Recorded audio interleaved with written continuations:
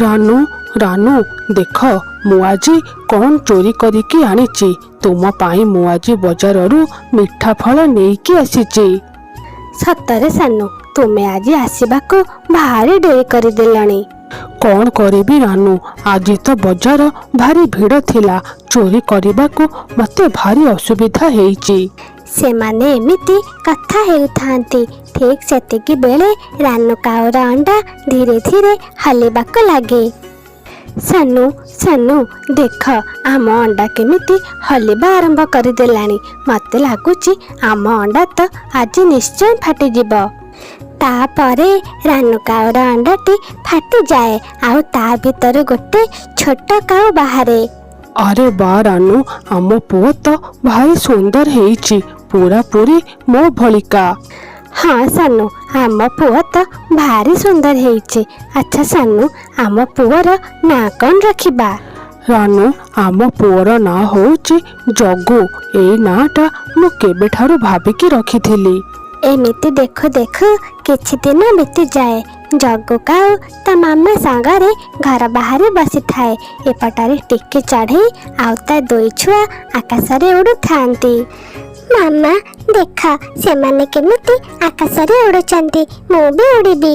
नाई जग्गू तू एबे छोट अछु तू एबे उड़ी पारिबुनु आउ किछि दिन अपेक्षा कर तापरे तू उड़ीबु।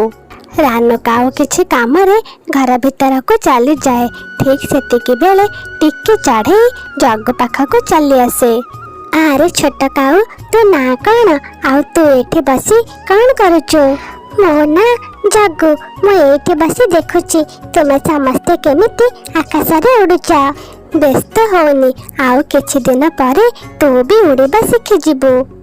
हाँ मु तो भारी चालाक मु बहुत जल्दी उड़ीबा शिखि जिबी। तू चालाक? नाई नाई सबुठारू अधिक चालाक हेउचंती चिल्ला बाबा। तांका माठिया घरे सब किछि अछि। आंटी कान कहिला चिल्ला बाबा आ माठिया घर ए सब कौन हैला? तू ए सब कथा जानिनु? पहाड़ार पछ पठे गोटे जादुई माठिया घर अछि सेठी चिल्ला बाबा रुहंती। सब प्रश्नर उत्तर से माठिया घरे अछि हेले सेठिकी जिबा एते सहज काम नुह। माठिया घर मु तो निश्चय जिबी दिने ना दिने मु से माठिया घर को जिबी। हाँ हाँ माठिया घर को जिबु हेले प्रथमे आगे उड़ीबा तो शिखि जा तापरे जिबु। एमिति कही टिके चढ़े सेठारू चली जाए।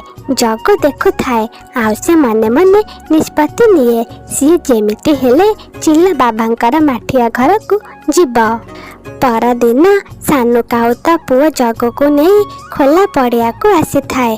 गोटे गछ डाल रे बापा पुओ दुहे बसी थांती। जग्गू उड़ीबा को कष्टकर काम नुह खाली डेणा को ऊपर को उठे पवन ऊपर भरोसा रख तू निश्चय उड़ी पारिबु। हेले पापा मु जदी गाली पड़ीबी मते तो भारी डर लागुची। कौन कहिलु डर लागुची? काऊ माने केबे हेले डरंतीनी देख मु केमिति उड़ुची। तापरे सानू काऊ उड़ीबाकू लागे आसी ता पुओ पाखरे बसी पड़े। देखिलु जग्गू मु केमिति उड़ीली तू भी उड़ भरोसा रख तू पड़ीबुनी। हाँ पापा मु चेष्टा करुची। तापरे जग्गू आसी गछ डाल रे बसी जाए। से उड़ीबाकू चेष्टा करे हेले से ताल को गलिबा आरंभ कर दिए। बापा देख मु तो पड़ी जिबी मु पड़ी जिबी। जग्गू तू पड़ीबुनु डेणा झाड़ तू उड़ीबाकू लागिबु। तापरे जग्गू डेणा छाड़े से आउ पड़े ना से उड़ीबाकू लागे। शाबाश मो पुओ मु ठीक जानिथिली तू ए सब काम निश्चय करि पारिबु। घर पाखरे बसी रानू काऊ ए सब कथा देखु थाए। से बड़ पाटी करी कुहे जग्गू मो पुओ केते बढ़िया उड़ुची मो पुओ। जग्गू उड़ीबाकू लागे से तो आज भारी खुशी थाए। टेकी आंटी कहिथिले पहाड़ सेपटारे जादुई माठिया घर अछि। मु तो एबे उड़ीबा शिखिबा आरंभ करि देलेनी। मु सेठाकू दिने ना दिने निश्चय जिबी। ଜଙ୍ଗଲର ବୁଢ଼ା ବରଗଛ ତଳେ ଟିକି ଚଢ଼େଇ ଆଉ ତା ସାଙ୍ଗମାନେ ବସିଥାନ୍ତି। ଠିକ୍ ସେତିକି ବେଳେ ଜଗୁ ସେଠାକୁ ଚାଲି ଆସେ। ଟିକି ଆଣ୍ଟି ଦେଖ, ମୁଁ ଏବେ ଉଡ଼ିବା ଶିଖିଗଲିଣି। ଆରେ ବା ଜଗୁ, ତୁ ତ ବହୁତ ଜଲ୍ଦି ଉଡ଼ିବା ଶିଖିଗଲୁ। ଟିକି, ଏଇ କାଉମାନଙ୍କର ହେଉଛି କାମ ପର ବାଡ଼ିରୁ ପଶି ଚୋରି କରିବା। ଏଇ ଜଗୁ ବି ଦିନେ ବଡ଼ ହେଇ ଚୋରି କରିବ। ତୁମେ ଏମିତି କାହିଁକି କହୁଛ? ଆମେ କାଉମାନେ ବି ଭାରି ଚାଲାକ, ଆମେ ବି ଅନ୍ୟମାନଙ୍କୁ ସାହାଯ୍ୟ କରୁ। ଚାଲାକ? ତାହେଲେ କହ, ଚିଲ ବାବାର ମାଠିଆ ଘରକୁ ଯିବା ପାଇଁ ରାସ୍ତା ତତେ ଜଣା ଅଛି? ରାସ୍ତା? ନାଇଁ, ରାସ୍ତା ତ ମୋତେ ଜଣା ନାହିଁ, ହେଲେ ମୁଁ ନିଶ୍ଚୟ ସେଠାକୁ ଯାଇପାରିବି। ତୁ ସେଠାକୁ ଜମା ଯାଇପାରିବୁନୁ। ସେଇ ଜାଗା ହେଉଛି ପାହାଡ଼ର ଆରପଟରେ, ଘଞ୍ଚ ଜଙ୍ଗଲ ଦେଇ ଯିବାକୁ ପଡ଼ିବ। ତୁ ତ ଛୋଟ, ତୁ ଏବେ ସେଠାକୁ କେମିତି ଯିବୁ? ଜଗୁ ଭାରି ମନ ଦୁଃଖ କରେ ଆଉ ତା ଘରକୁ ଚାଲି ଆସେ। ସେ ମନ ଦୁଃଖ କରି ଘରେ ବସିଥାଏ। ଜଗୁ, ମୋ ପୁଅ, ତୋର କ'ଣ ହେଇଛି? ତୁ ଏମିତି ମନ ଦୁଃଖ କରି ଏଇଠି କାହିଁକି ବସିଛୁ? ମାମା, ସମସ୍ତେ ମୋର ମଜାକ ଉଡ଼େଇଲେ, କହିଲେ ଚିଲ ବାବାଙ୍କର ଘରକୁ ମୁଁ କେବେ ହେଲେ ଯାଇପାରିବିନି। ଜଗୁ, ତୁ ସେମାନଙ୍କ କଥାରେ ଧ୍ୟାନ ଦେନା। ତୋ ମନ ଯାହା କହୁଛି ତୁ ସେଇଆ କର। ତାହେଲେ ମାମା, ମୁଁ କ'ଣ ଚିଲ ବାବାଙ୍କର ଯାଦୁଇ ମାଠିଆ ଘରକୁ ଯାଇପାରିବି? ହଁ ଜଗୁ, କାହିଁକି ନୁହଁ, ହେଲେ ଏକା ଯିବୁନୁ, ତୋ ବାପାଙ୍କୁ ପଚାରିବୁ, ତାପରେ ଯାଇ ଯିବୁ। ମା ପାଟିରୁ ଏମିତି କଥା ଶୁଣି ଜଗୁ ତ ପୁରା ଖୁସି ହେଇଯାଏ। ରାତିରେ ସେ ତା ବାପା ସାନୁ କାଉକୁ ପଚାରେ, ବାପା, ଚିଲ ବାବା କିଏ ଆଉ ତାଙ୍କ ଯାଦୁଇ ମାଠିଆ ଘର କୋଉଠି ଅଛି, କ'ଣ ତୁମେ ଜାଣିଛ? ହଁ ଜଗୁ, ମୁଁ ଜାଣିଛି, ହେଲେ ସେ କାହାଣୀ ତ ବହୁତ ପୁରୁଣା। ବାପା, ତାହେଲେ ମୋତେ କୁହନା। ଜଗୁ, ଚିଲ ବାବା ହେଉଛନ୍ତି ଆମ ଜଙ୍ଗଲର ସବୁଠାରୁ ପୁରୁଣା ଚଢ଼େଇ। ତାଙ୍କ ପାଖରେ ଗୋଟେ ଯାଦୁଇ ମାଠିଆ ଅଛି। ସତ ମନରେ ପଚାରିଥିବା ପ୍ରଶ୍ନର ଉତ୍ତର ସେଇ ମାଠିଆ ନିଶ୍ଚୟ ଦିଏ। ବାପା, କ'ଣ ସେଠାକୁ ଯିବା ଭାରି କଷ୍ଟ? ହଁ ଜଗୁ, ପ୍ରଥମେ ଘଞ୍ଚ ଜଙ୍ଗଲ, ତାପରେ ନଦୀ, ଆଉ ଗୋଟେ ଗୁମ୍ଫାକୁ ପାର କଲା ପରେ ଆମେ ଯାଇ ସେଇ ମାଠିଆ ଘରେ ପହଞ୍ଚି ପାରିବା। ବାପା, ତୁମେ କ'ଣ ଆଗରୁ ସେଇ ମାଠିଆ ଘରକୁ ଯାଇଛ? ହଁ ଜଗୁ, ଯେତେବେଳେ ତୋ ମା ଦେହ ଖରାପ ଥିଲା, ରାସ୍ତା ପଚାରି ପଚାରି ମୁଁ ସେଠାକୁ ଯାଇଥିଲି। ସେଇ ଚିଲ ବାବାଙ୍କର ଜଡ଼ିବୁଟି ପାଇଁ ତୋ ମା ଆଜି ବଞ୍ଚିଛି। ବାପା, ସତରେ? ତାହେଲେ ମୁଁ ତ ସେଠାକୁ ନିଶ୍ଚୟ ଯିବି। ଚିଲ ବାବାଙ୍କୁ ମୁଁ ପ୍ରଶ୍ନ ପଚାରିବି, ଆମେ କାଉମାନେ କ'ଣ ସତରେ କିଛି କାମରେ ଆସୁ, ନା ଜଙ୍ଗଲର ଅନ୍ୟ ଚଢ଼େଇମାନେ କହିଲା ଭଳି ଆମେ କେବଳ ଚୋରି କରୁ, ଅନ୍ୟମାନଙ୍କୁ ହଇରାଣ କରୁ? ଜଗୁର କଥା ଶୁଣି ସାନୁ ଆଉ ରାନୁ ଆଶ୍ଚର୍ଯ୍ୟ ହେଇଯାଆନ୍ତି। ସେମାନେ ପରସ୍ପରକୁ ଚାହାନ୍ତି। ହଉ ଜଗୁ, ତୁ ବ୍ୟସ୍ତ ହୋନା, ଆମେ କାଲି 3 ଜଣ ସେଠାକୁ ଯିବା। ପରଦିନ ସକାଳୁ ସାନୁ ଆଉ ରାନୁ କାଉ ତାଙ୍କ ପୁଅକୁ ନେଇ ବାହାରି ଯାଆନ୍ତି। ବାଟରେ ପଡ଼େ ସେଇ ଘଞ୍ଚ ଜଙ୍ଗଲ। ଜଗୁ, ଏଇ ଦେଖ, ଏଇ ହେଉଛି ସେଇ ଘଞ୍ଚ ଜଙ୍ଗଲ। ଏଠି ହଜିଯିବାର ସମ୍ଭାବନା ବହୁତ ଅଧିକ। ବାପା, ଏଇ ଜଙ୍ଗଲ ତ ଭାରି ଅନ୍ଧାର ହେଇଛି, ଆଉ କେମିତିକା ଶବ୍ଦ ବି ଆସୁଛି। ସାନୁ, ସାନୁ, ମତେ ତ ଭାରି ଡର ଲାଗୁଛି। ରାନୁ, ତୁମେ ଜମା ହେଲେ ଡରନି, ମନକୁ ଶାନ୍ତ ରଖ। ତୁମେ ଆରାମରେ ଏଇ ଜଙ୍ଗଲକୁ ପାର କରିପାରିବ। ବାପା, ଦେଖ, ସେଇ ବାଉଁଶରେ ଗୋଟିଏ ତୀର ଲାଗିଛି। ସାବାସ ଜଗୁ, ଏଇ ତୀରମାନେ ହିଁ ରାସ୍ତା ଦେଖାନ୍ତି। ତୁ ଏମିତିକା ତୀର ଆଉ ଖୋଜ, ଆମେ ଆରାମରେ ଏଇ ବାଉଁଶ ଜଙ୍ଗଲକୁ ପାର କରିପାରିବା। ସେଇ 3 ଜଣ ଏମିତି ଉଡ଼ନ୍ତି।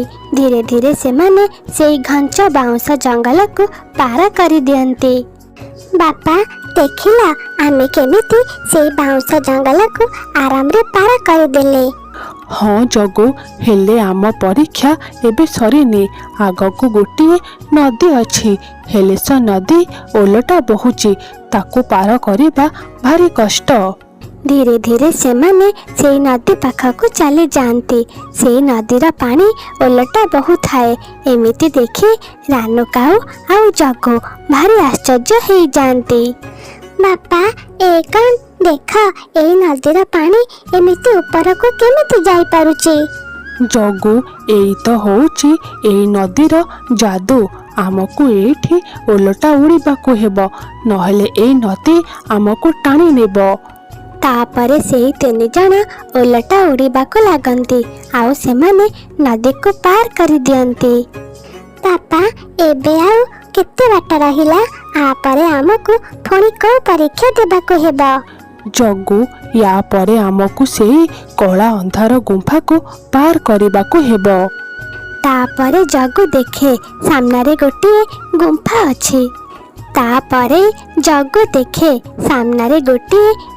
ଅଛି। ଜଗୁ ଆଉ ରାନୁ କାଉ ସାନୁ କାଉ 3 ଜଣ ମିଶି ଉଡ଼ିବାକୁ ଲାଗନ୍ତି। ଗୁମ୍ଫା ଭିତର ଅନ୍ଧାର ହେଇଥାଏ ଆଉ ଥଣ୍ଡା ଥଣ୍ଡା ପବନ ବି ଆସୁଥାଏ। ଆରେ, କିଏ ଆସିଛ? କାହିଁକି ଆସିଛ? ଏଠାରୁ ଚାଲିଯାଅ, ଏଠି କେହି ନାହାନ୍ତି। ସାନୁ, ଏମିତି କିଏ କହୁଛି? ମୋତେ ତ ଭାରି ଡର ଲାଗୁଛି। ରାନୁ, ତୁମେ ଜମା ହେଲେ ଡରନି। ଏଇ ଗୁମ୍ଫାରୁ ଏସବୁ ଶବ୍ଦ ଆସୁଛି। ଇଏ ବି ଗୋଟିଏ ପରୀକ୍ଷା। କାଉମାନେ, କୁହ, ତୁମେ ଏଠାକୁ କାହିଁକି ଆସିଛ? ଆମେ ଚିଲା ବାବାଙ୍କୁ ଦେଖା କରିବାକୁ ଆସିଛୁ। ମୋ ମନରେ ପ୍ରଶ୍ନ ଅଛି। ଏଇ ଦୁନିଆରେ ଆମ କାଉମାନଙ୍କର ଆବଶ୍ୟକତା କ'ଣ ଅଛି? କାଉ, କଳା କଳା କାଉ, ସବୁବେଳେ କା କା ରାବ କରୁଥିବା କାଉ। ହଁ, କାଉ, କଳା କାଉ। ଆଉ ଆମେ ଏବେ ବହୁତ ଚାଲାକ କାଉ। ଆମେ କାହାକୁ ହେଲେ ଡରୁନା। ଜଗୁ, ତୁମେ 3 ଜଣ ଆଗକୁ ବଢ଼। ଚିଲ ବାବା ତୁମକୁ ଅପେକ୍ଷା କରିଛନ୍ତି। ବାପା, ଇଏ ମୋ ନାଁ କେମିତି ଜାଣିଲା? ଜଗୁ, ଚିଲ ବାବାଙ୍କୁ ସବୁ ଜଣା ଅଛି। ସେଇ 3 ଜଣ ମିଶି ଗୁମ୍ଫାକୁ ପାର କରିଦିଅନ୍ତି। ଗୋଟେ ପାହାଡ଼ ଉପରେ ବଡ଼ ମାଠିଆଟିଏ ରଖା ହେଇଥାଏ। ବାପା, ସତରେ ଏଇ ମାଠିଆ ତ ଯାଦୁଇ ମାଠିଆ। ସାନୁ, ସତରେ ଏଇ ମାଠିଆ ଘର ତ ଭାରି ସୁନ୍ଦର ହେଇଛି। ମୁଁ ଆଗରୁ କେବେ ହେଲେ ଏମିତିକା ଘର ଦେଖିନି। ରାନୁ, ଇଏ ହଉଛି ଚିଲ ବାବାଙ୍କର ମାଠିଆ। ଚାଲ ଆମେ ତାଙ୍କ ଘରକୁ ଯିବା। ତାପରେ ସାନୁ କାଉ କବାଟ ପିଟିବାକୁ ଲାଗେ। ଆରେ ସାନୁ, ଆସ ଆସ, ବହୁତ ଦିନ ପରେ ତୋର ଦେଖା ମିଳିଲା। ଇଏ ତ ପୁଅ ଜଗୁ। ହଁ ଚିଲ ବାବା, ଇଏ ମୋ ପୁଅ ଜଗୁ। ଇଏ ତୁମକୁ ଦେଖା କରିବାକୁ ଚାହୁଁଥିଲା। ବାବା, ଏଇ ଘର ତ ବାହାରୁ ଛୋଟ ଦେଖାଯାଉଥିଲା, ହେଲେ ଭିତରୁ ଏଇ ଘର ତ ବହୁତ ବଡ଼। ହଁ ଜଗୁ, ଇଏ ତ ହେଉଛି ଯାଦୁ। ଆଚ୍ଛା ଜଗୁ, କହ, ତୁ ଏତେ ବାଟ ମୋତେ ଦେଖା କରିବାକୁ କାହିଁକି ଆସିଛୁ? ବାବା, ଜଙ୍ଗଲର ଅନ୍ୟ ଚଢ଼େଇମାନେ କୁହନ୍ତି କାଉମାନେ ବେକାର। ସେମାନଙ୍କର କିଛି କାମ ନାହିଁ। ସେମାନେ କେବଳ ପାଟି କରନ୍ତି, ଅନ୍ୟମାନଙ୍କର ଖାଦ୍ୟ ଚୋରି କରନ୍ତି। ବାବା, କ'ଣ ଏ କଥା ସତ? ଏହି ଜଗତରେ କାଉମାନଙ୍କର କିଛି ହେଲେ କାମ ନାହିଁ? ଜଗୁ, ଏଇ ଜଗତରେ ସମସ୍ତଙ୍କର କିଛି ନା କିଛି ଲକ୍ଷ୍ୟ ରହିଛି। ତୁ ନିଜେ ଚିନ୍ତା କର, ଯଦି ତୁମେ କୃଷକର କ୍ଷେତରୁ ଛୋଟ ଛୋଟ ଜୀବକୁ ନ ଖାଆନ୍ତ, କୃଷକର କ୍ଷେତ କ'ଣ ରହିପାରନ୍ତା? ତାହେଲେ ଆମେ କ'ଣ କୃଷକକୁ ସାହାଯ୍ୟ କରୁଛୁ? ଜଗୁ, ତୁମେ ଯେଉଁ ଫଳକୁ ଖାଇ ମଞ୍ଜିକୁ ଫୋପାଡ଼ି ଦିଅ, ସେଥିରୁ ଗୋଟିଏ ନୂଆ ଗଛର ସୃଷ୍ଟି ହୁଏ। ବାବା, ତା ମାନେ ଆମେ ବି ଜରୁରୀ? ହଁ ଜଗୁ, ତୁମେ ଜଙ୍ଗଲକୁ ସଫା ସୁତୁରା ରଖ। ଭଗବାନ ତୁମକୁ ଏହି କାମ ଦେଇଛନ୍ତି। ହଁ ବାବା, ମୁଁ ଏବେ ସବୁ ଜାଣିପାରିଲି। ଏମିତି କଥା ହୋଇ ପରଦିନ କାଉମାନେ ତାଙ୍କ ଜଙ୍ଗଲକୁ ଫେରୁଥାନ୍ତି। ବାଟରେ ଟିକି ସହିତ ତା ସାଙ୍ଗମାନେ ବି ଦେଖା ହୋଇଯାଆନ୍ତି। କାଉମାନେ, କ'ଣ ତୁମେ ଆସିଗଲ? କ'ଣ ତୁମକୁ ତୁମ ପ୍ରଶ୍ନର ଉତ୍ତର ମିଳିଲା? ହଁ, ମିଳିଗଲା। ମୋତେ ମୋ ପ୍ରଶ୍ନର ଉତ୍ତର ମିଳିଗଲା। ଏହି ଜଗତରେ ସମସ୍ତେ ଜରୁରୀ, ଆମେ ବି ଆଉ ତୁମେ ବି। ଆମେ କୃଷକର କ୍ଷେତକୁ ରକ୍ଷା କରୁଛୁ, ନୂଆ ଜଙ୍ଗଲ ସୃଷ୍ଟି କରୁଛୁ, ଆଉ ତୁମେ ଚଢ଼େଇମାନେ ଫୁଲର ରସକୁ ପିଇ ତାକୁ ଫଳ କରିବାରେ ସାହାଯ୍ୟ କରୁଛ। ଏମିତି କହି ଜଗୁ ଆଉ ତା ପରିବାର ତାଙ୍କ ଘରକୁ ଚାଲି ଆସନ୍ତି। ସେମାନେ ଆଜି ଭାରି ଖୁସି ଥାଆନ୍ତି। ସେମାନେ ଜାଣିପାରନ୍ତି କି ତାଙ୍କର ମଧ୍ୟ ଏହି ଜଗତରେ ରହିବା କେତେ ଉପଯୋଗୀ। ସାଙ୍ଗମାନେ ଆମର ଏହି ନୂଆ ଚ୍ୟାନେଲଟିକୁ ସବସ୍କ୍ରାଇବ୍ କରିଦିଅନ୍ତୁ। ସାଙ୍ଗମାନେ ଆଜିର ପ୍ରଶ୍ନ, ସାନୁ ଆଉ ରାନୁ କାଉର ପୁଅର ନାଁ କ'ଣ ଥିଲା? ଏ ଜଗୁ, ବି ଚିଣ୍ଟୁ, ସି ମଣ୍ଟୁ, ଡି ରିଙ୍କୁ। ଉତ୍ତର କମେଣ୍ଟରେ ନିଶ୍ଚୟ ଜଣାନ୍ତୁ।